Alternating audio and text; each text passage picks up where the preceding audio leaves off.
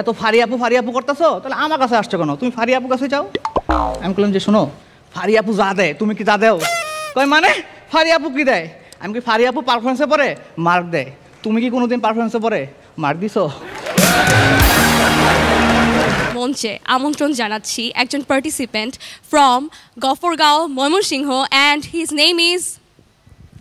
Name বলার আগে আমি বলতে চাই, রনি ভাই কিন্তু আমাকে বলেছে যাকে আমরা ইনভাইট করছি তার মাথায় চুল একটু কম। আপনারা কিন্তু কাইন্ডলি ভাববেন না যে আমার মাথায়ও চুল নেই। ইনভাইটিং হুমায়ুন কবির।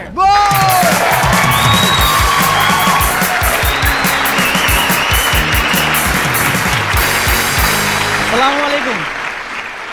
আসসালামু ভাই ব্রাদার, ভালো তো? রনি ভাই, এই হাসুর সেট থেকে চলে গিয়ে আবার ফিরে আসলাম, কিন্তু কেউ একজন চলে গিয়ে বলছিল যে কোনো সময় ভয়ঙ্কর রূপে চট করে ফিরে আসবে, কিন্তু আসলো না। আচ্ছা ফারি আপু বলেন তো কি প্রমাণিত হয়? কি ছেলেরা সবসময় কথা রাখে, মেয়েরা কথা রাখে না। তা আমি এলিমিনেট হওয়ার পর আমাদের ডিরেক্টর মোস্তফা আসছিল আমাদের হাসুর ক্যাম্পে, বলতে হুমায়ুন তুই এলিমেন্ট হয়েছিস, টেনশন করিস না, তোর জীবন এখানে থাইমা থাকবে না, তুই অনেক দূর যাবি। আমি বললাম যে ভাই আপনার আমারে সান্ত্বনা দেওয়া লাগবে না, আমার হাসুর পারফরমেন্সের ডিউরেশন আপনার বাসার পারফরমেন্সের ডিউরেশন থেকেও বেশি ছিল। তামিন ভাই এলিমিনেট হওয়ার পর আমি ময়মনসিংহ চলে গেছিলাম, কিন্তু ভাই ফোন অন রাখছিলাম, যদি কেউ ফোন দেয় আপনারা কি ভাবতেছেন ওয়েল কার্ড এন্ট্রির জন্য? না, যদি কেউ ফোন দিয়ে বলে হ্যালো আমি আপা বলছি,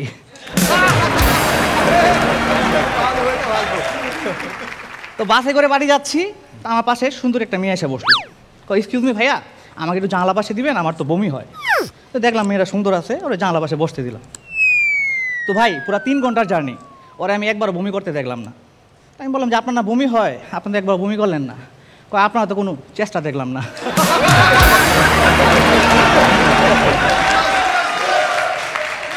আমি বললাম যে আপনার আশা করতে করতে আমি নিজেই বমি করে দিছি। তো আমি বাস থেকে নামলাম, 24 দিয়েছিল, বাস থেকে নামলাম, তো পাবলিক টয়লেটে ঢুকছি, তো আসার পরে পুরা শরীর ভিজা। মেয়েরা জিজ্ঞেস কী ব্যাপার ভাইয়া আপনার পুরা শরীর ভিজা কেন? বললাম তো আমি হাসো করে আসছি, সেলিব্রিটি মানুষ। তো আমি অসময়ে গেছি, যাওয়ার পরে পিছন থেকে পিছিয়ে চলে বলতেছে এই দেখ সেলিব্রিটি, বাস সবাই আমার দিয়ে ঘুরে গেছে।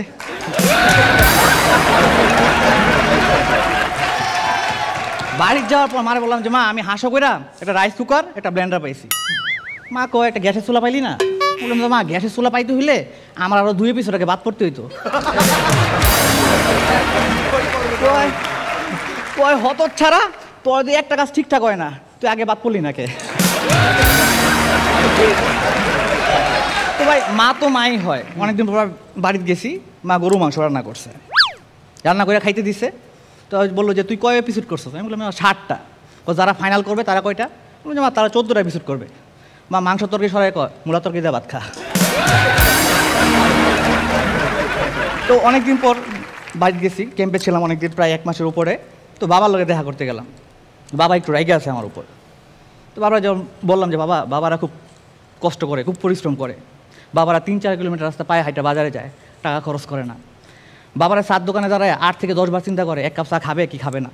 বাবারা আরও চিন্তা করে সিগারেট খাবে না বিড়ি খাবে। বাবারা স্মার্টফোন চালায় না, বাবার একটা বাটন ফোন বছরের পর বছর চালায়।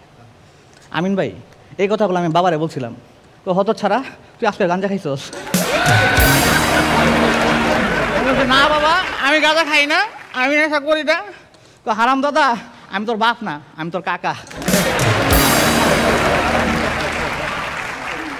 তারপর চিন্তা করলাম যে গার্লফ্রেন্ডের সাথে দেখা করি, যেহেতু গার্লফ্রেন্ড আছে একটা ভাই। তো দেখা করতে গেলাম, গার্লফ্রেন্ড তো আমার দেখে আবেগে আপ্লুত হয়ে আমার সাথে জোরে চাপ দিয়ে জড়ায় জ্বললো।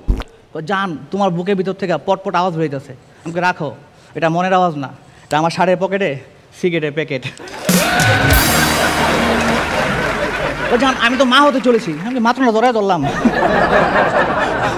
না আমি তোমার মা হতে চলেছি, তোমার আব্বা আমার বিয়ের প্রস্তাব দিছে। আমার বাবা খুব দুষ্ট, আমার আব্বা বুঝছেন খুব দুষ্ট। আমি বললাম ঠিক আছে আমার বাবার ব্যাপারটা আমি দেখবো না। এখন শুনো, আমি তো হাসো করে আসছি, আমাদের জাজ ফারি আপু খুব সুন্দর। ফারি আপুর গ্রামারের কাছে অনেকে কুপকাত। ফারি আপুর চোখের এক ইশারায় হাজারো ছেলে গাইতে হয়ে যায়। এত ফারি আপু করতেছো, তাহলে আমার কাছে আসছো কেন? তুমি ফারি আপু কাছে যাও। আমি বললাম যে শোনো, ফারি আপু যা দেয় তুমি কি তা দেও? কয় মানে ফারি আপু কি দেয়? আমি কি ফারিয়া আপু পারফরমেন্সে পরে মার্ক দেয়, তুমি কি কোনোদিন পারফরমেন্সে পরে মার্ক দিছো?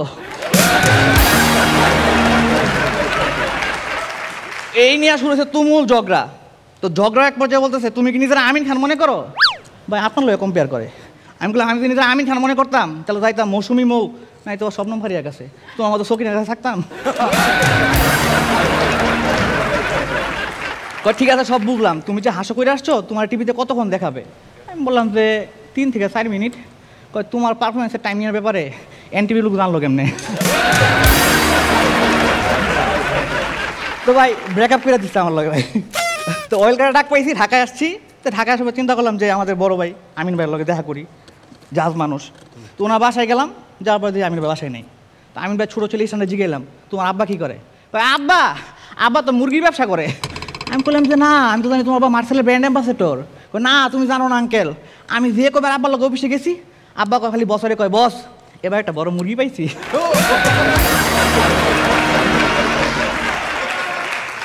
আমি বললাম সেটা বুঝলাম, তোমার আম্মা কি করে? আম্মা আব্বা সারাদিন পর বাসায় এলে আব্বারে শাসন করে। তো বেরোয় চিন্তা করলাম যে আমাদের ডিরেক্টর জাহাঙ্গীর বেলায় দেখা করবো। জাহাঙ্গীর ভাই একটা শোরুমে ঢুকছে আন্ডারওয়্যার কেনার জন্য। তো আমিও পিছন পিছন গেলাম, দোকানদার একটা আন্ডারওয়্যার দেখাইলো। তো স্যার এটা নেন, দাম 150 টাকা, বড় বড় সেলিব্রিটিরা পরে। না আরেকটু কম দাম আরেকটু ছোটো।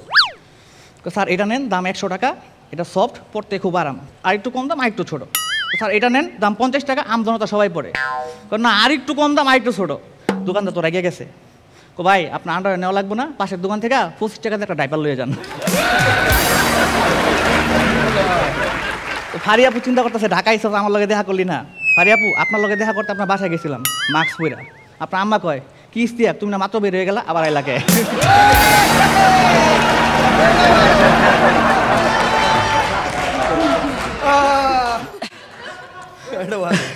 তো গ্রুমিং হাউসে যাওয়ার পরে আমি আর ইস্তিয়াক ভাই 4 দোকান ভাই চা খাইতেছি। তো পাশ দিয়ে অনেকগুলো মুরব্বী যেতেছে।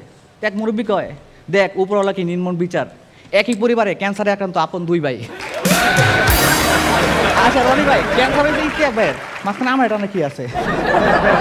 আমার তো মেজাজ খুব গরম হয়েছে যে মুরব্বী কই মিয়া ফাইজলামি করেন, কে কইছে আমগো ক্যান্সার? একদম ঘুষিয়া মুষে নাক ফাড়াইলাম। কয় একে তো ক্যান্সার, তারপর আবার মানসিক রোগী।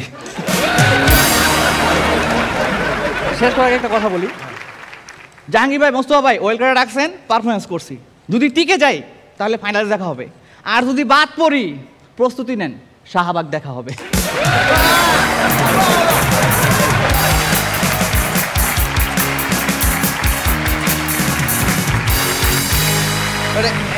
লাস্ট লাইনটা বলার আগ পর্যন্ত ঠিকঠাক ছিল, ওকে এনজয় করেছি, বলা যেতে পারতো, ওকে ঠিক আছে ভালো হয়েছে, এই সেই দেখা যাক।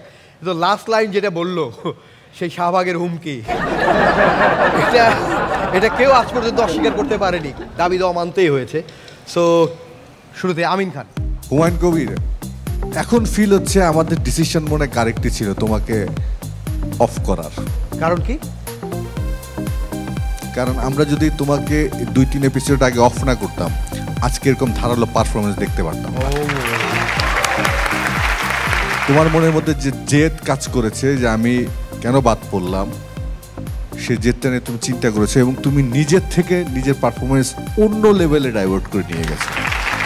তোমার যে ল্যাকিংসগুলো আগে ছিল সেগুলো তুমি অনেকাংশে প্রায় 70% তুমি ইরর করে ফেলেছো। এটা খুবই পজিটিভ একটা সাইন, এক্সিলেন্ট ছিল। ওকে শবনম পারিয়া। হুমায়ুন, তোমাকে আবার দেখে খুবই ভালো লাগছে, ভালো ছিল, best of luck. Irfan Sajjad. আমার কাছে মনে হয় যে এটা খুবই টাফ জব, একটা স্টেজে স্ট্যান্ড আপ কমেডি করা, এবং নর্মালি কী হয় দুইভাবে আমরা কথা বলতে পারি বা জোকস বলতে পারি। একটা হচ্ছে মেমোরাইজ করে জাস্ট জোকসটা বলে যাওয়া, আর আরেকটা হচ্ছে ক্যারেক্টারটাতে ঢুকে একটার পর একটা গল্প শেয়ার করা এবং যে হিউমারে মানুষজন হাসবে। সো আমার কাছে মনে হচ্ছে সেকেন্ডটা ভেরি ইম্পর্টেন্ট। মানে আমার কাছে মনে হচ্ছে আপনি কোনো জোক বলছিলেন না, আপনি স্টোরি বলে যাচ্ছিলেন আর আমরা হাসছিলাম, এনজয় করছিলাম, খুবই স্পন্টেনিয়াস ছিল, খুবই ভালো লেগেছে। Thank you so much. এবং সে সত্যি চুলার জন্য আফসোস হয়েছে না বাড়ির লোকজনের। ওকে মৌসুমী বইয়ের কেমন লাগলো? খুব ভালো ছিল, অনেক শুভকামনা। আমি অবশ্যই চাই যে আপনি টিকে যান, যদি না টেকেন তাহলে এক দফা এক দাবি তুলতে পারবেন জাহাঙ্গীর ভাইয়ের কাছে। শুভকামনা। ওকে শুভকামনা হুমায়ুন ভাই, নিশ্চয়ই দেখা হবে প্লিজ।